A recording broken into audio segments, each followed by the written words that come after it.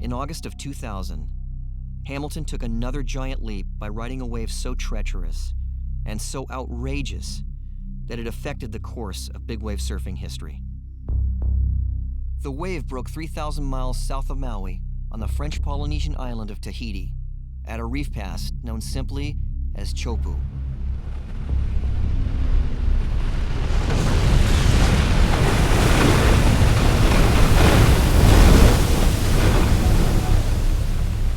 Who ever thought that a wave could suck so much water off the reef, that a wave could be so powerful and cylindrical? The wave Laird encountered at Chopu is a freak of hydrodynamics. Unlike the deep water, big wave breaks of Waimea, Mavericks, and Piahi, Chopu explodes laterally onto an extremely shallow, razor-sharp reef. The result is an extraordinary wave that, while not as high as Piahi, is almost unfathomable in its mass, power, and ferocity.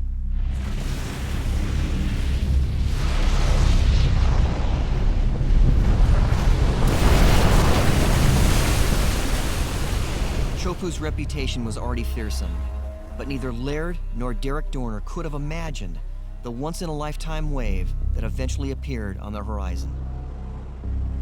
I towed him onto this wave, and it was to the point where I almost said, "Don't let go of the rope," but when I looked back, he was gone.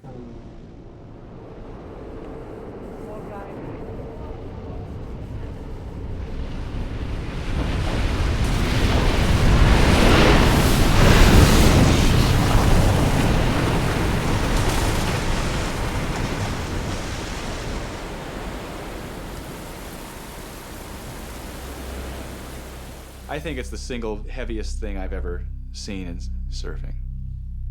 What could be heavier than that? Laird's wave at Chopu was the most amazing, single most significant ride in surfing history, more than any other ride. Because what it did is it completely restructured collectively our entire perception of what was possible. You go through a surf magazine, you've seen Pipeline, you've seen Off the Wall, you've seen Waimea, you've seen everything, and none of it has any impact. But when that photo came out, it stopped everyone's heart, and they went, where and what is that? I remember picking up that magazine and looking at that magazine and just going, man, that shit's impossible. You don't do that. In my absolute prime, there's absolutely no way I could ride a wave like that. Normally, surfers are dragging this hand along the face. Laird had to drag his backhand, on the opposite side of his board to keep himself from getting sucked up in that hydraulic. You know, in the middle of that maelstrom, how did his mind say, this is what I have to do? No one had ever ridden as Laird rode on that wave before. And so it was the imagination of dealing with that unimaginable energy and coming up with the plan spontaneously. He couldn't practice.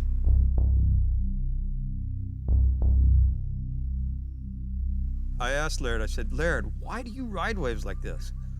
Why do you risk your life riding waves like this? And he looked at me.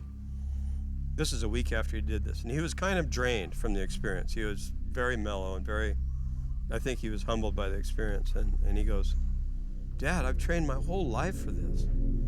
I don't want to miss an opportunity like that.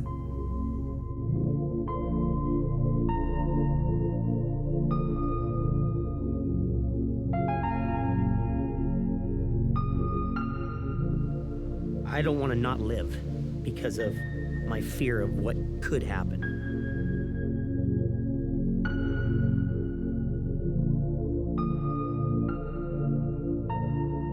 It softened some hard corners in my life, I would say.